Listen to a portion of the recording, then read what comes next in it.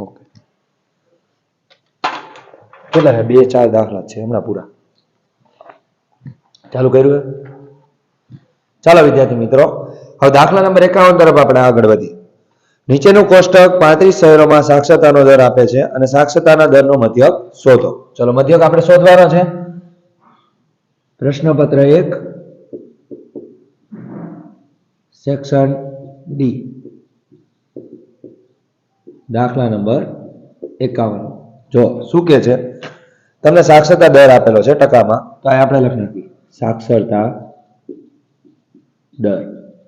Okay, બાજુમાં શહેરોની સંખ્યા આપેલી છે, આ લખી નાખી શહેરોની સંખ્યા.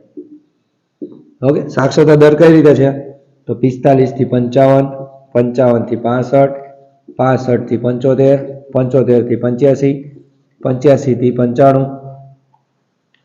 અને શહેરોની સંખ્યા આપેલી છે 3, 10, 11, 8 અને 3. અને આનો કુલ સરવાળો તમને આપેલો છે અંદર, કેટલો છે? જેને આપણે શું કહેશું? સિગ્મા fi બરાબર 35. ઓકે વિદ્યાર્થી મિત્રો, હવે આ દાખલાની અંદર તમારે મધ્યક ગોતવાનો છે. તો આપણે ટૂંકી રીત કરશું યુઆઈ વાળી, જેથી કરીને તમારે ગણતરીમાં તકલીફ ન પડે. xi - a upon h. Sorry, તો આપણે સૌથી પહેલા શું ગોતશું? તો સૌથી પહેલા આપણે મધ્ય કિંમત ગોતવી પડશે ને, જેને આપણે શું કહેશું? xi. ચલો 45 + 55 કરો, કેટલા થાય? 50 ને 50 100, 100 ભાગ્યા 2 કરો એટલે 50 આવ્યા. હવે તમને ખબર બધા વચ્ચે 10 10 નું અંતર, 10 ઉમેરતું જવાનું. 60, 70, 80 અને 90.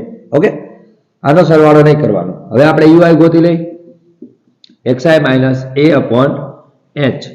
જો યુઆઈ માં a કઈ રીતે ધારવાના? તો મધ્ય કિંમતમાંથી જે ધારવાના, 1 2 3 4 5 વચ્ચેનું જે અવલોકન હોય ને ધારી લેવાનું. જો બેકી સંખ્યા હોય તો ગમે એ ધારી શકો. અને h બરાબર કેટલું અંતર હતું? 10 10. જો અંતર બધા વચ્ચે સરખું હોય તો આપણે બીજું કઈ વિચારવાની જરૂર નથી. આ જે ધાર્યા એની શું મૂકી દેવાનું? 0. રેડી? અહીંયા શું મૂકશું? 1 2 -1 નીચે 1 અને 2. સમજાણું? હવે આપણે શું ગોતશું? fi UI. ચલો fi નો dy નો ગુણાકાર, આને શું કહેવાય? fi. આ બંનેનો ગુણાકાર 2 તેરી 6, કેવા આવશે? -10 એકા 10, 11 0 ગુણો એટલે 0 આવશે. 8 એકા 8, 3 દુ 6. સમજાણું?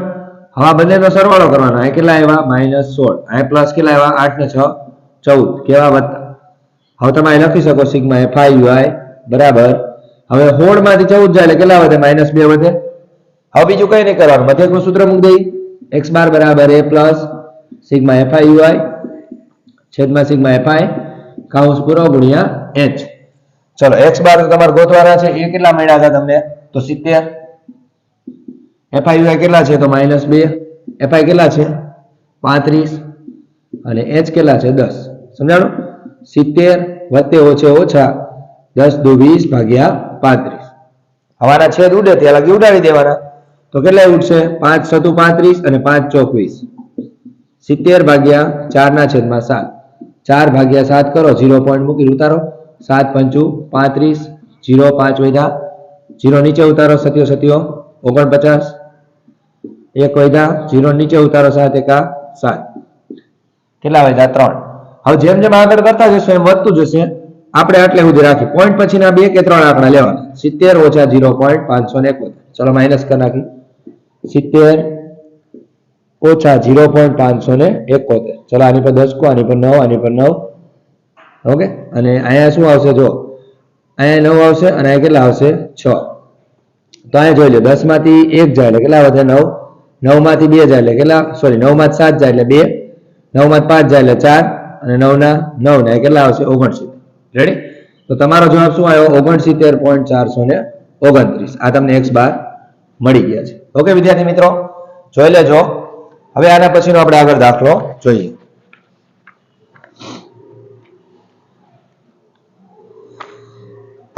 હવે એના પછીનો દાખલો છે દાખલા નંબર 52 નો. શું કહે છે જોઈએ. ચલો આ લખી લેજો તમારી નોટબુકમાં. ઓકે વિદ્યાર્થી મિત્રો,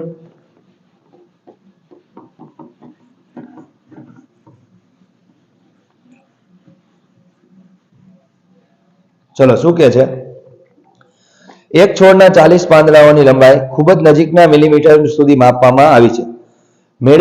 મેળવેલ માહિતી નીચેના કોષ્ટકમાં દર્શાવી છે. પાંદડાઓની મધ્યસ્થ લંબાઈ શોધો. મતલબ મધ્યસ્થ આપણે ગોતવાનો છે. લંબાઈ આપેલી છે, પાંદડાઓની સંખ્યા આપેલી છે. ચલો જોઈએ. અહીંયા આપણે લંબાઈ લખી નાખી મીમીમાં. ઓકે, શું આપ્યું છે? 118 થી 126. હવે જો એક વાત સાંભળજો, ખાસ કરીને બીજું ધ્યાન રાખવાનું કે આની અંદર તમને છે ને વર્ગ આપેલા છે પણ કેવા છે? અનિવારક છે. ખબર કેમ પડે? તો 118 થી 126 આપ્યા છે ને આગળના વર્ગમાં 127 આપ્યા છે.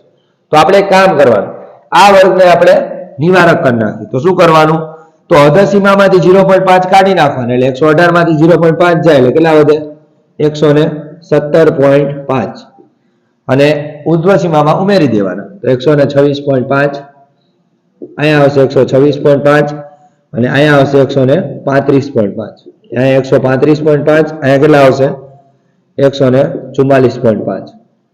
પછી અહીંયા આવશે 144.5 અને 153.5. પછી આવશે 153.5 અને અહીંયા આવશે 162.5. ત્યારબાદ આવશે 162.5 અને અહીંયા આવશે 171.5. અહીંયા આવશે 171.5 અને અહીંયા આવશે 180.5. સમજાણું? આ વર્ગને આપણે શું બનાવી નાખ્યા છે? નિવારક વર્ગ બનાવી નાખ્યા છે. હવે આપણે આવૃત્તિ લખી નાખી, જેને આપણે એફઆઈ કહેશું. તો આવૃત્તિ કેટલી છે? પહેલાની 3, 5, 9, 12, 5, 4 અને 2. ચલો આનો સરવાળો કરવાની જરૂર નથી.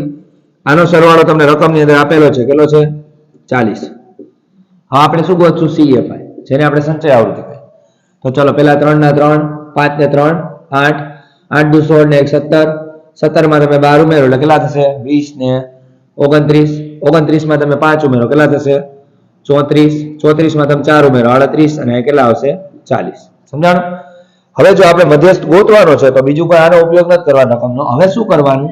પહેલા મધ્યસ્થ વર્ગ ગોતી લેવાનો. તો અહીં લખીએ મધ્યસ્થ વર્ગ બરાબર n દ્વિતીયાંશમાં અવલોકનની કિંમત. ચલો n એટલે કેટલા લેવાના? તો તમારા સિગ્મા એફઆઈ ને તમે n ગણી શકો. મતલબ 40/2 માં અવલોકનની કિંમત એટલે કેટલા આવશે? 20 માં અવલોકનની કિંમત. સમજાણું? હવે જો શું કરવાનું? અહીંથી આપણે શરૂઆત કરવાની. પહેલા આ કરી નાખવાનો. 20મું અવલોકન છે તો 20 કેમાં સમાવેશ થાય છે? 29 માં આવે તો આખો વર્ગ લઈ લેવાનો. રેડી? તો આખો વર્ગ આપણે લઈ લઈશું. એટલે આ તમારા f લેવાના, આની ઉપરનું જે હોય ને એ જ તમારે cf લેવાનું. અને આ તમારે લેવાના l બરાબર કેટલા? 144.5. અહીં લખ નાખો. l બરાબર 144.5. પછી f બરાબર શું આવશે? 12.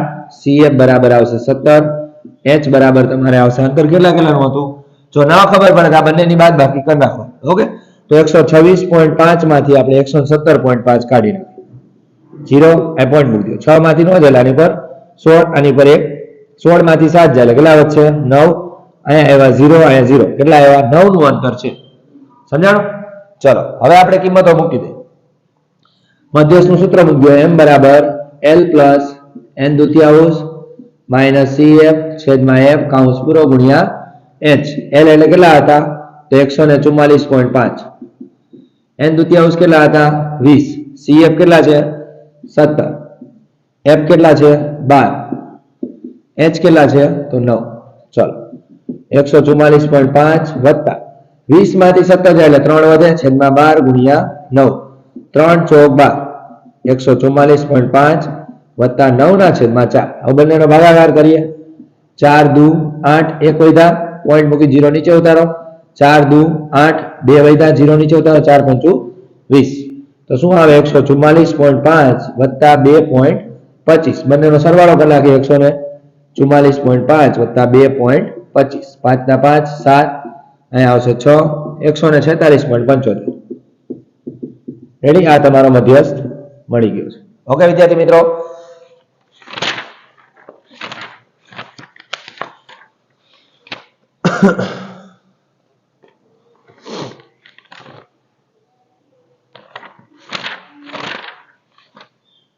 146.75 રેડી. ચલો હવે એના પછીનો દાખલો જોઈએ આપણે. ઓકે, આ લખી નાખજો. હવે એના પછીનો દાખલો ચેક કરીએ. આ દાખલા નંબર કેટલામો હતો? 52. રેડી વિદ્યાર્થી મિત્રો. હવે એના પછીનો દાખલા નંબર 53 વિશે વાત કરીએ.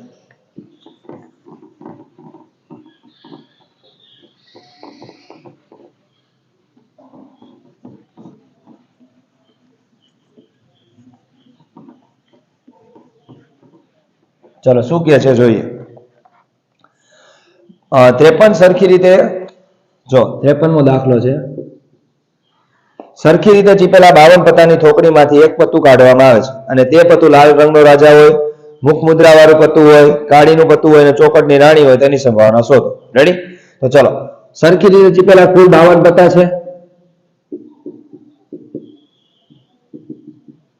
52 પત્તા એટલે એનો મતલબ n બરાબર કેટલા થશે?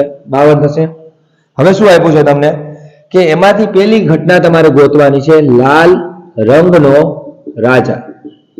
હવે પહેલા તો તમને એ કહી દઉં, જો ટોટલ રાજા કેટલા હોય તો રાજા, ગુલામ અને રાણી. રાજા કેટલા હોય? 4. ગુલામ કેટલા હોય? 4. રાણી કેટલી હોય? 4. ટોટલ 12 પત્તા હોય. આ 12 પત્તા કેવા હોય? મુખ મુદ્રા વાળા.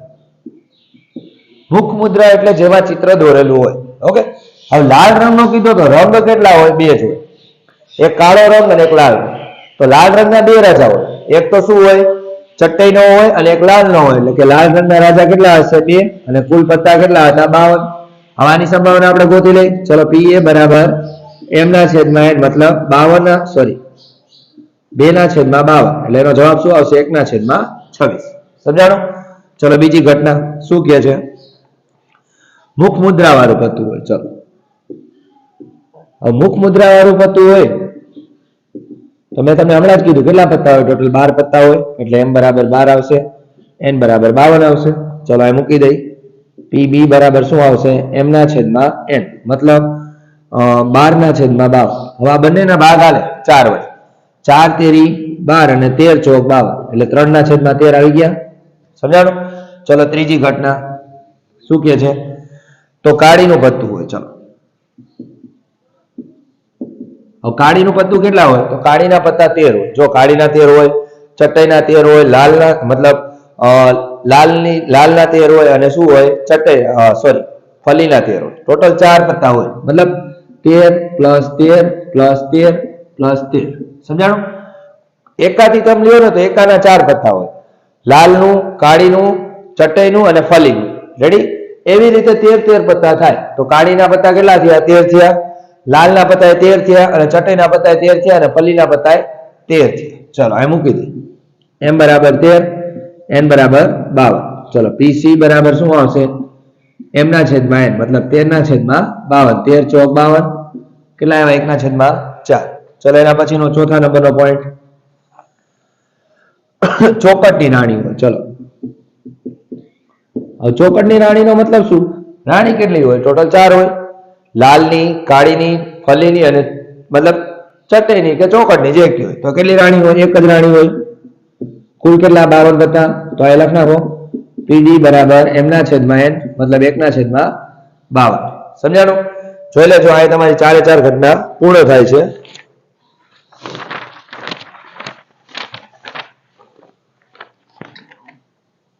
ચલો પહેલાનું 1 ના છેદમાં 26, બીજાનું આવશે 3 ના છેદમાં 13 અને ત્રીજાનું આવશે 1 ના છેદમાં 4, ચોથાનું આવશે 1 ના છેદમાં 52. ચલો એના પછીનું જોઈએ.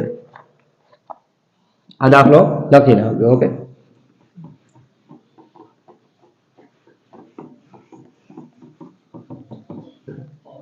ચલો દાખલા નંબર 54 શું કહે છે? જો એક ખોખામાં 1 થી 9 સુધીના અંકો લખેલા છે અને 90 ગોળ તકતીઓ છે. જો એક ખોખામાં કેટલા લખેલા છે? 1 2 3 ક્યાં સુધીના? 90 સુધીની સંખ્યા લખેલી છે. સમજાણું? હવે શું કહે છે? જો ખોખામાંથી એક ગોળ તકતી યાદચ્છિક રીતે કાઢવામાં આવે અને તે શું હોય? પહેલી ઘટના 2 અંકની હોય. હવે જો મારી સાંભળો, 2 અંકની શરૂઆત ક્યાંથી થાય? તો તમે જોઈ શકો 10 થી શરૂઆત 10 11 12 ક્યાં સુધીની? 90 સુધીની હોય. સમજાણું? ન ખબર પડે તો તમારે જોઈ લેવાનું કુલ સંખ્યા કેટલી આવે. તો આપણને ખબર છે કે ટોટલ સંખ્યા કેટલી હતી? 90 હતી. કુલ સંખ્યા આપણી 90 છે. હવે 90 માંથી 1 થી 9 કાઢ નાખો તો વધ્યા કેટલા? 81 વધ્યા. તો અહીંયા આપણે લખ નાખીએ m બરાબર કેટલા આવે? 81 અને n બરાબર કેટલા આવે? 90. હવે ઘટના મૂકી દો pa બરાબર m ના છેદમાં n મતલબ 81 ના છેદમાં 9.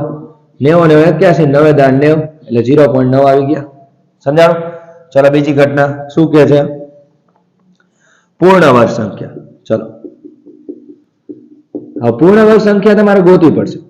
એમાં શું કરવાનું? હાવી છે જે સંખ્યા 1 થી 90 સુધીમાં જેનો વર્ગ નીકળતો હોય ને એવી સંખ્યા ગોતવા. ચલો કઈ કઈ સંખ્યા છે આપણે જોઈએ. ચલો પહેલા 1 આવશે, પછી આવશે 4, પછી 9, પછી 16, 25, 36, 49, 64, 81. આની આગળ નહીં આવે. ઓકે ચલો કેટલી સંખ્યા થઈ? 1 2 3 4 5 6 7 8 9. એટલે m બરાબર કેટલા આવશે? 9 અને n બરાબર કેટલા આવશે? 90.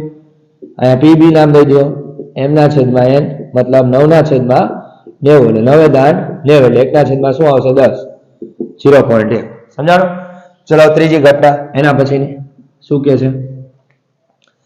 5 વડે વિભાજ્ય હોય.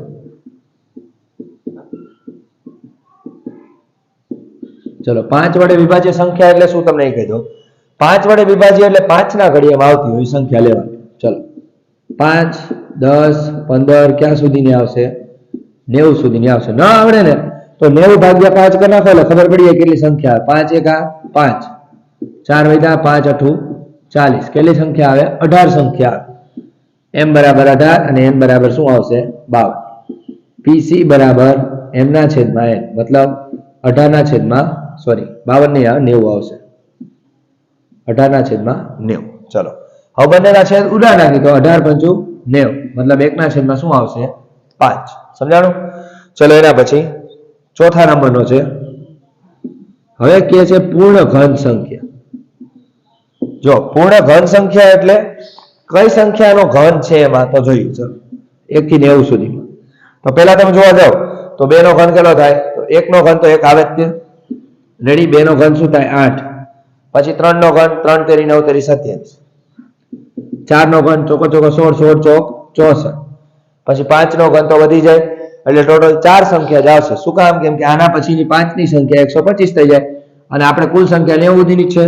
તો m બરાબર લખવાના 4, n બરાબર લખવાના 90. આ મૂકી દો. pd બરાબર શું આવશે? m ના છેદમાં n મતલબ 4 ના છેદમાં 90. હવે બંનેના ભાગ ઉડાડવા ઉડાડી શકો. 2 વડે 2 દુ 4 અને 45 દુ 90 એટલે 2 ના છેદમાં કેટલા આવ્યા? 45. સમજાણું? ચલો અહીંયા તમારો દાખલો પૂર્ણ થાય છે.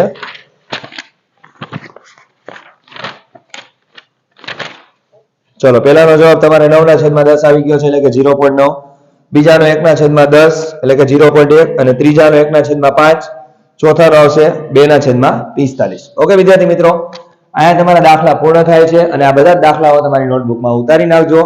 જો ન સમજાય તો તમે મને કોમેન્ટ્સમાં જણાવી શકો છો. બીજું કે જો તમે અમારી ચેનલમાં નવા હો તો અમારી ચેનલને સબસ્ક્રાઇબ કરો, લાઈક કરો, શેર કરો અને તમારા જેવા વિદ્યાર્થી મિત્રો સુધી એને આગળ વધારો. ઓકે વિદ્યાર્થી મિત્રો, થેન્ક યુ સો મચ. જય હિન્દ, જય ભારત.